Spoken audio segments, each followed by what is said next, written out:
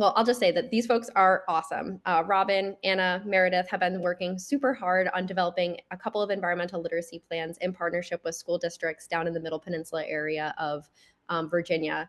And I just wanted to remind us that we do have a whole toolkit on Bay Backpack that's focused on the school district environmental literacy planning efforts. And on there, you'll actually be able to find each of the environmental literacy plans that they're going to discuss today. So be sure to check those out. If you want to download them and kind of review them as they're talking, that could be worthwhile, and definitely check them out after the webinar. So with that, I'm going to turn it over to Anna, I believe, and I'm going to share this tab instead. And thank you to our presenters.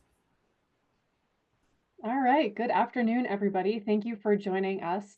I know Meredith, Robin, and I are very excited to be sharing some of our stories and lessons from writing not one, not two, but 3 different division environmental literacy plans.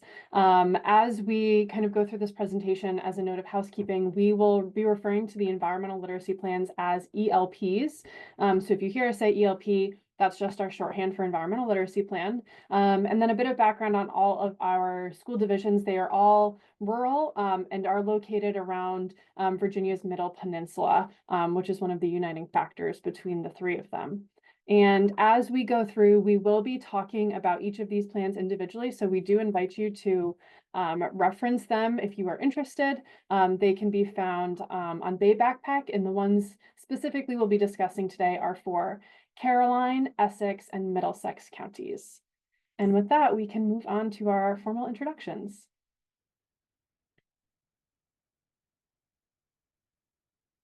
So I am Anna. I'm the education specialist at the Hanover Caroline Soil and Water Conservation District. And the Hanover Caroline Soil and Water Conservation District is the grant holder for this. But we had 2 awesome partners, Meredith Dash with the Alliance for the Chesapeake Bay and Robin Didlake with Friends of the Rappahannock.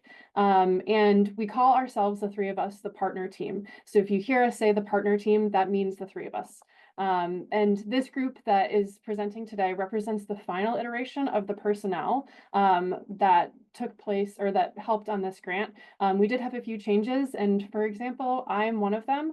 I am just over a year at the district, and I came in about halfway through this grant. But here we are. And with that, we'll move on to our agenda. As we go through, we are going to start with an overall roadmap of how these ELPs were created, and then we're going to be taking a deep dive into our process, separated out into 4 of our major steps, and we're going to end with some reflections that we thought were applicable across all 3 ELPs. If you have any questions, you can pop them in the chat. Whoever is able to answer them can answer them. We might hold a few to the end, but just to make sure that you remember them, feel free to go on ahead with that. And with that, I'm going to turn it over to Robin, who's going to start us off with the roadmap.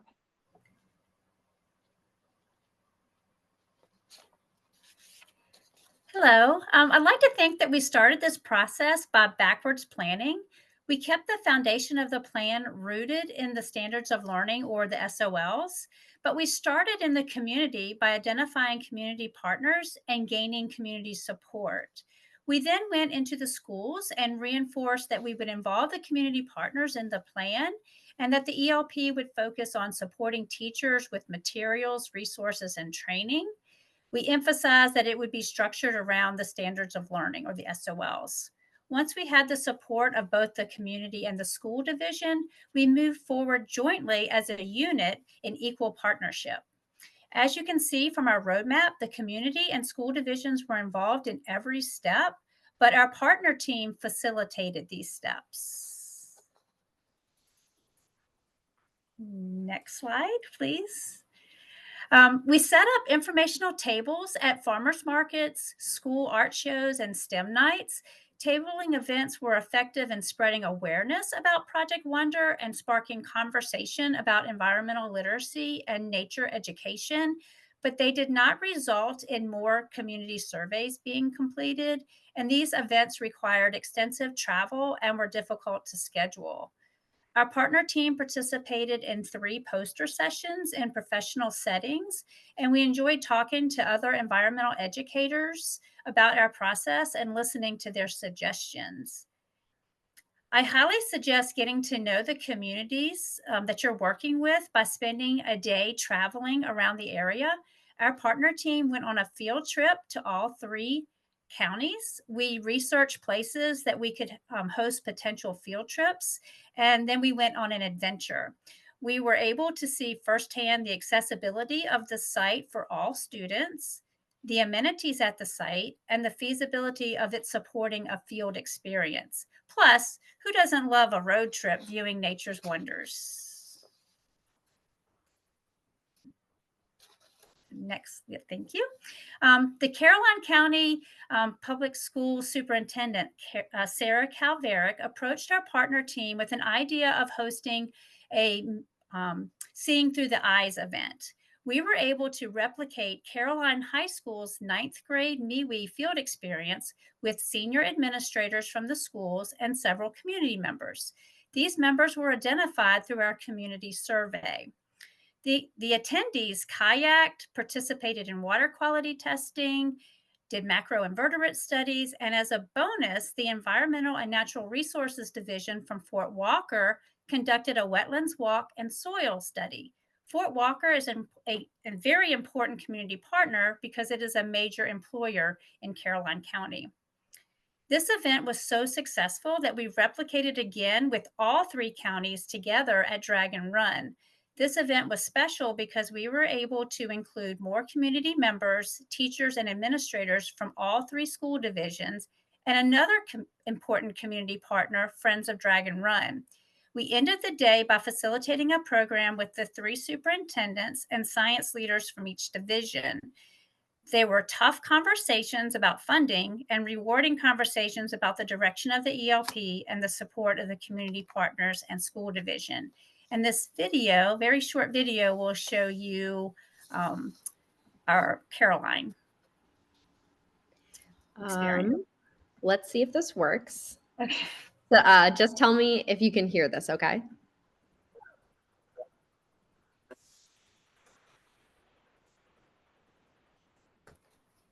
I think, Elise, you stopped sharing, and it's actually better if you just press the play button in the slides. I think it's not really meant to be heard necessarily, just to kind of see what was going on that day. Does that make sense?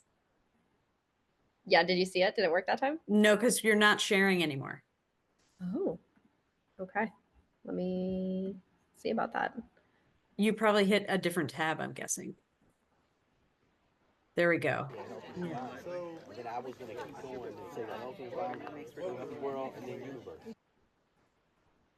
Perfect. That works. Thank you.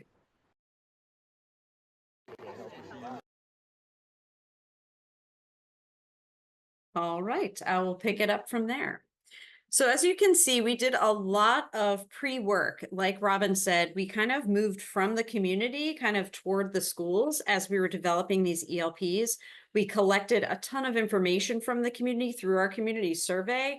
But what happened was once we presented all that and we spoke with the teachers and especially with the admin said to us, and it's again, is across all 3 counties, hey, we really want to know now what our teachers think. And so therefore, could you create a teacher survey that kind of asks similar questions? And so we did.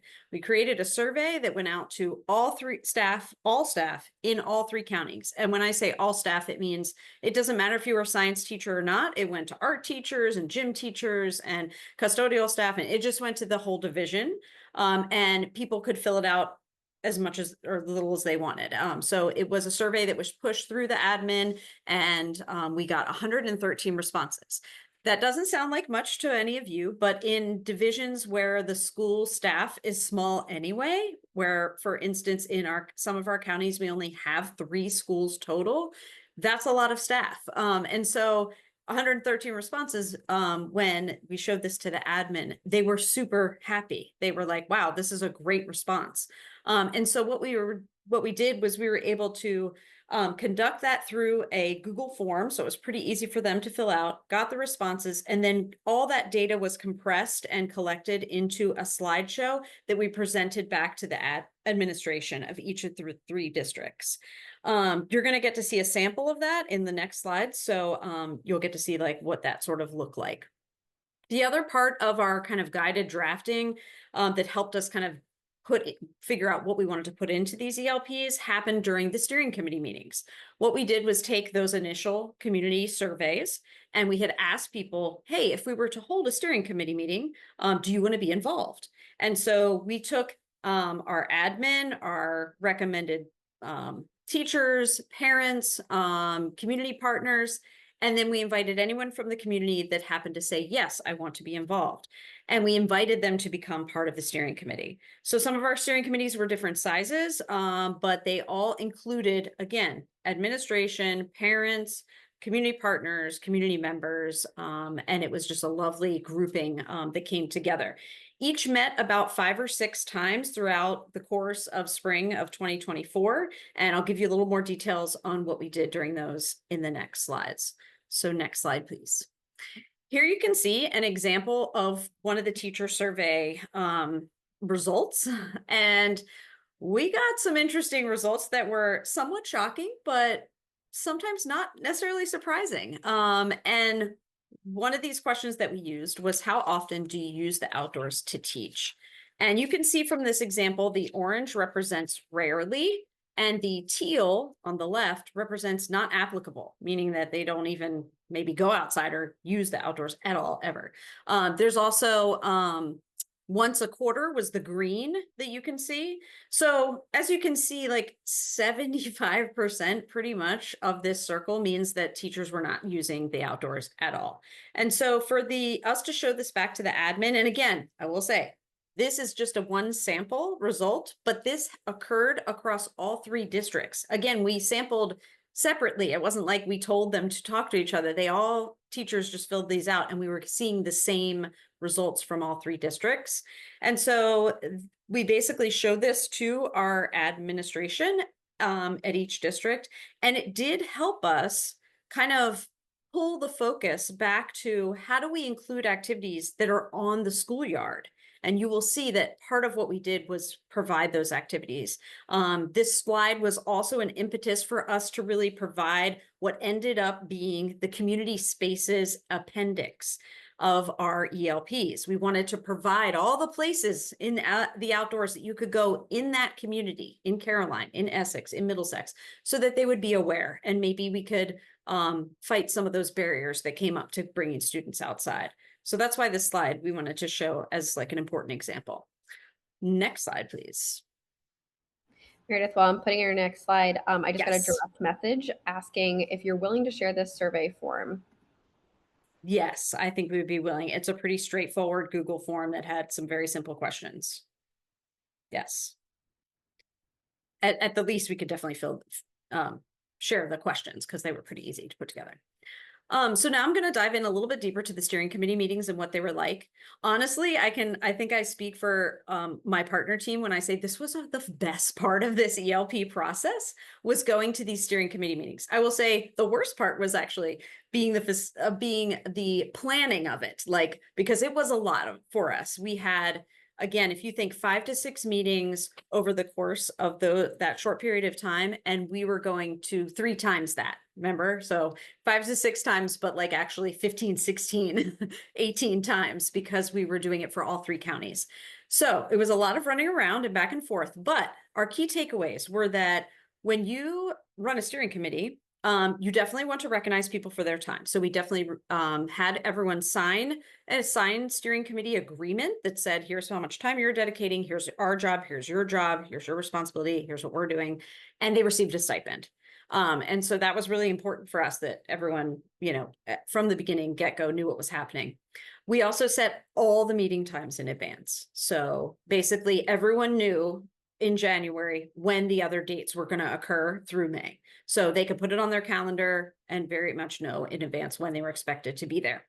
The agenda that we set uses a specific format that allows people to know exactly where all the tools are. Like everything that we would be using during the meeting would be in the agenda, so they can always click on it. We also, of course, provided snacks at every in-person meeting, and fun. There was always something that was an element of fun, and I think that was really great. The reflections are, though, that we did build a very good sense of ELP ownership. Everyone that participated in the steering committee meetings felt like they had some very, very significant say in what was going to be in those ELPs. And that was really important to us. We also know that in-person meetings work better for better discussion. They basically just had better flow than our virtual meetings. So some of them ended up flip-flopping. So we do one virtual meeting, then we do one in-person meeting, then virtual meeting, then in-person meeting. So it depended on what that each district wanted. All of them had a combination of sorts.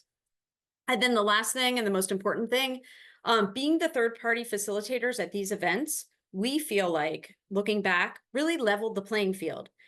I bet a bunch of you know, when you get a high-level admin in a room with a teacher, sometimes that teacher feels like they can't exactly say what they want to maybe say. And in this case, those admin were on the same level as a parent, as a teacher, as a community partner. Everybody was a level playing field. And so we got a lot of great feedback during those meetings because nobody had say over anyone else. There was no power struggle. It was great. So that was a huge reflection and a huge part of why we think our steering committee meetings were really successful.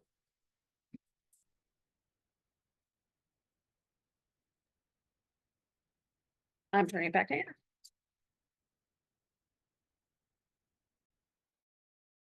So after and kind of in the process of when we were meeting with the steering committees, every one of those meetings, we tried to connect to some sort of output that we would put in the ELP.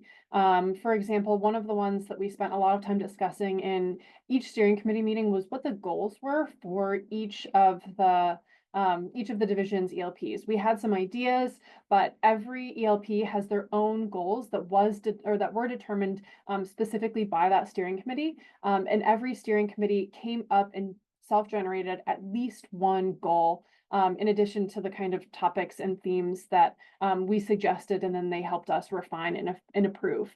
To give you kind of a sense of how those steering committee meetings contributed to our completed ELP.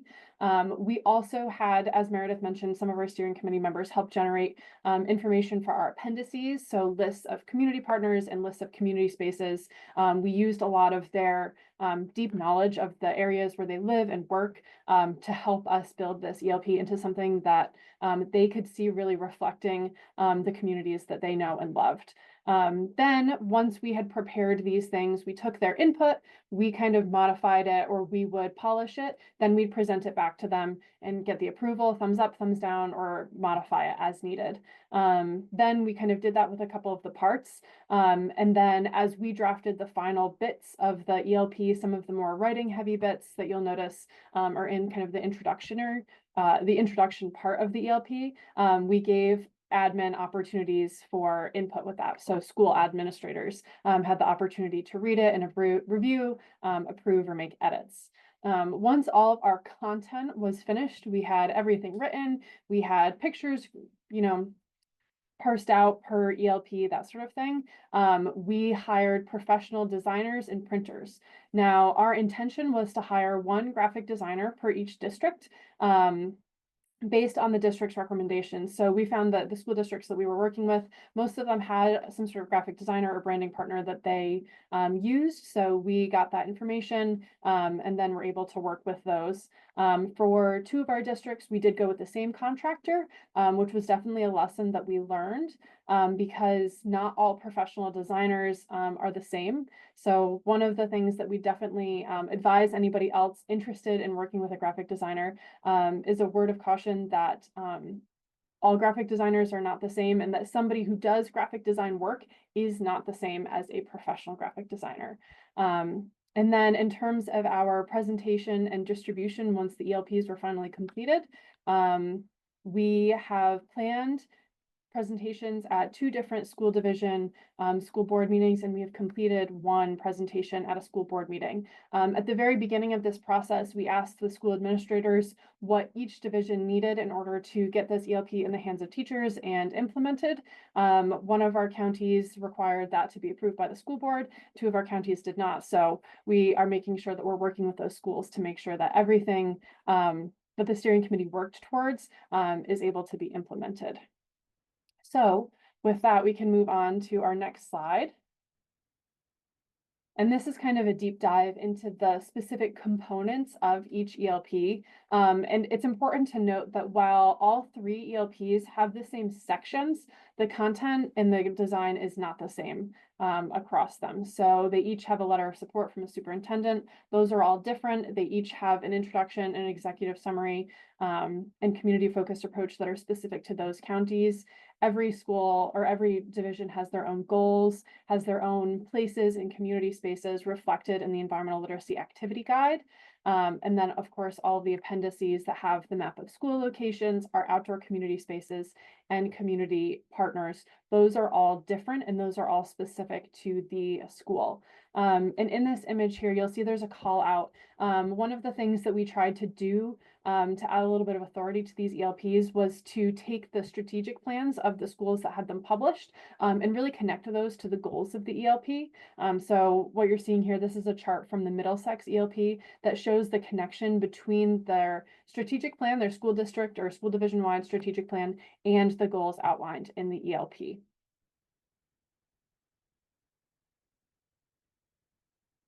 And I will turn it over to Robin, who will start us off on the first part of our reflections. Yes. So as you've heard throughout our program, we have a few additional reflections. Tabling events were not as successful as anticipated, but they did help to get the word out in a few of our communities and get some community members on board. Seeing Through the Eyes, which was our field trip experience, was very successful, and we highly recommend getting community members, teachers, administrators outside and experiencing nature together. I'm going to go over the reflections for the parts that I did, which were about the teacher surveys. Again, I did note that someone in the chat had asked me what our percentage of return was. I know people are always curious about that number, but I would let you know that the way our partner team kind of came to terms with that number, again, wasn't necessarily because of we got a certain percentage back. We were really looking for the variety that we got back. We were concentrated on, did we hear from each teacher in a different subject area? Did we hear from teachers across all grade levels? And that really was what was important to the admin and what was important to us. So even if our percentage return rate was not humongous, we got enough that because the admin were happy with it, we were happy with it. And so I think that kind of is a reflection, but also tries to answer one of the questions in the chat. So we do think the teacher surveys were extremely helpful, especially after doing a community survey initially.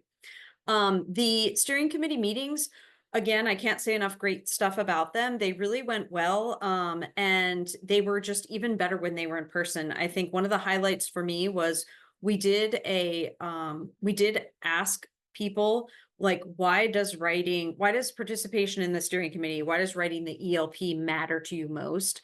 And we used actually quotes from the steering committee members as part of our documents, the ELPs in the end. And so some of those quotes just really are super amazing. We're going to show you those in a second. But I think that just hearing and reading those made us realize how important it was for those steering committee members to feel heard. And they really were. And those in-person moments were some of the best that we had.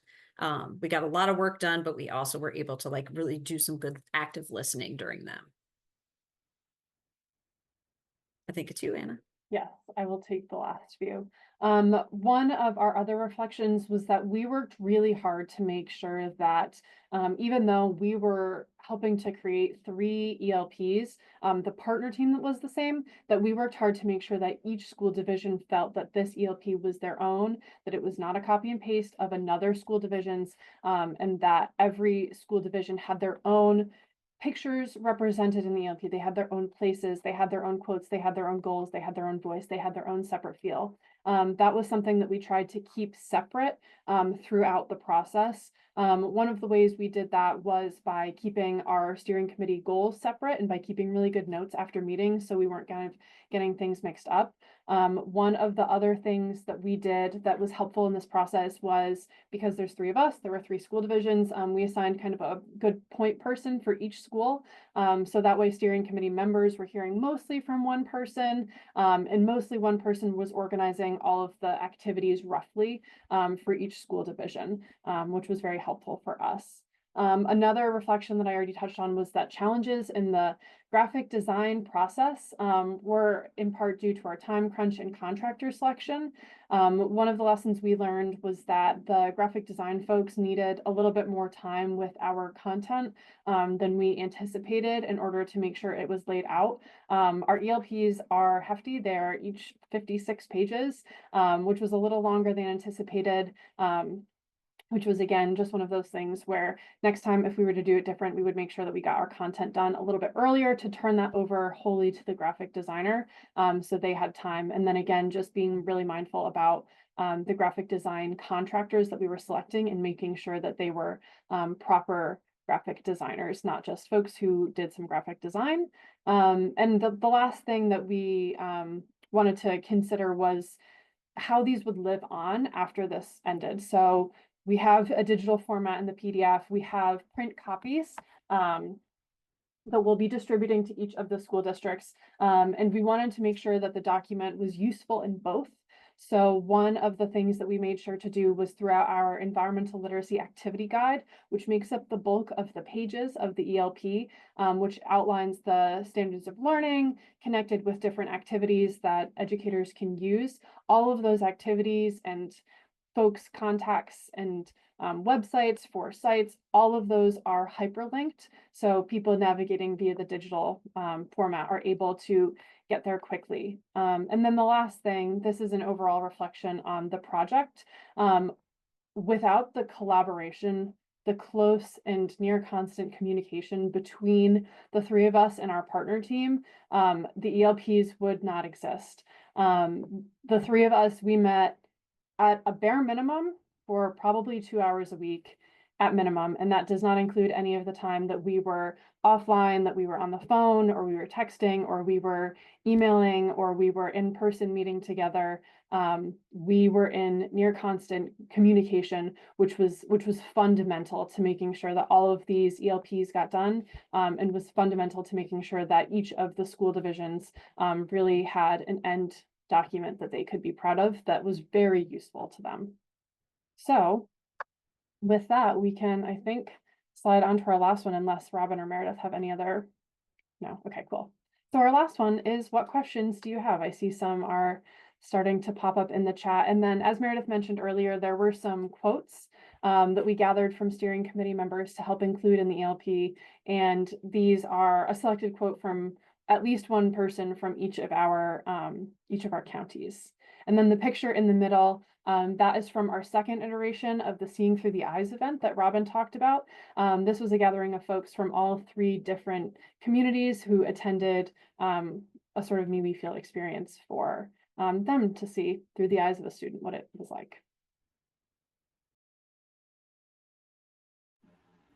Thank you so much, Anna, Meredith, Robin. That was amazing overview of this great project and the products. I hope people are flipping through them. They're so beautiful and packed with really great information. I'm going to pitch a couple of the questions out of the chat, and then we'll open it up for like a fuller discussion, because these are maybe some fundamental questions that we'll want to keep in the recording. Tori asked, I think this is a kind of beginning question. Can you talk a little bit about the process that first initiated this process of developing environmental literacy plans in these 3 school divisions? I guess I can take that. I know Anna was not around at the time that we initiated this. I'm wondering, Tori, if you mean actually before we wrote the grant, because again, everything started with the grant writing of this. Do you think it was, are you asking like, how do we get the idea for the grant, or like, how do we get started once we receive funding? Yeah, kind of the first part, Meredith, thinking about the grant, whether that came from you or whether that came from the school districts, and kind of how that was divvied up. Is kind of a combination, and maybe Robin can say. Robin, she at FOR, they did work already with Caroline County and possibly Essex, I think. And so they were hearing certain things and maybe wanting to expand their work there. And at the same time, kind of paralleling that, the Hanover-Caroline district was considering what could we do for a BWET project? How could we write an ELP for certain districts? And then we thought about how a regional approach might look. And so while looking back, I would say in hindsight, please no one else try and do 3 at once. Just take it from us. One at a time is great. And so I would say that that's how the idea got started. It was like a combination of hearing from some of the districts, but also wanting to figure out, well, what could we do as Hanover-Caroline to support a regional effort that is missing? Like, we don't have a lot of support that goes straight to the middle peninsula in Virginia. And so Noah obviously was psyched on that idea. And so, yeah, we were able to get the funding that way by pitching that. I hope that answers your question. Yeah, awesome. Thanks, Meredith. And I did just drop the link into the Chesapeake BWET grant program information. I'm happy to talk with anybody about that offline. If you want to learn about the program, we'll be running our next competition, hopefully towards the end of this summer. So keep an eye out for that. I am going to ask, Candace had a really great question around implementation. What's in place to ensure implementation, and also maybe how are you going to track that, and what is the process for like coming back to the ELP and like getting those partners back together, maybe to look at progress over time. I can speak to that for Caroline County. So since the ELP has been published, Caroline County, some of their central office staff have been kind of combining the ELP with some of their other environmentally based programs to help push both forward. So in Caroline, we've presented to the school board. The school board was on board. And we are moving forward with meeting regularly with a small committee that is helping to implement the MIWIs outlined by the ELP. And we're also working closely with the schools to help make sure that some of the other activities that are outlined, helping to support them in terms of materials and time and curriculum to help get those lessons into schools now that they're already laid out in our plan. And then to speak to the kind of continued review, each of the steering committee agreements in each of the school divisions did ask steering committee members to continue serving on an annual review process or on a review basis that was triggered by certain things, one of which would be whenever the school strategic plan is updated or whenever the Virginia SOL science standards are updated, that sort of thing. So we did build in those supports. And in Caroline County, because I work with the Hanover-Caroline Soil and Water Conservation District, that is something that I know I will continue to be a part of as a staff member here. I just want to build on that answer, that the other thing that happened when we presented to the Caroline School Board was a question was raised by a school board member. Hey, how do we plan on paying for this? Which was interesting because it was coming from the school board leader. So I think it's on their radar now. Like, they understand they want this to happen. We've written this plan. It's now a documented thing. And I think that's up to them. Like, the school, we have put it back on the school board to say, like, well, how are you going to fund it? And this is one of those things that we want to continue to kind of like help the school boards understand that if you want to carry out these goals that are listed here, there may be some funding needs that need to occur or to be budgeted. In conjunction with that, I would say, and we, as part of the grant, we did have some funding that we were able to use to put toward a initial set of materials that went to each school district. For example, we got them, I'm not going to remember all the stuff that was in the buckets, but these giant buckets that had, litter grabbers and microscopes and, a bunch of supplies that are science-based that could directly support some of the goals and the activities outlined in each ELP. So each school division now has that stuff for their science departments. And I can piggyback on that with Essex. Essex holds their own NOAA BWET MeWe grant. And so we are working with the teachers 3rd grade through biology. And our next professional development is going to be breaking down the environmental literacy plan and what we can do to help them in their classrooms. They also, the school board there backs continuing these programs after the grant is done. And then Middlesex County is fortunate enough to have a local foundation that is funding their MeWe experiences all the way through K through 12. So each county is very different on how they're looking at funding their programs. Thank you all.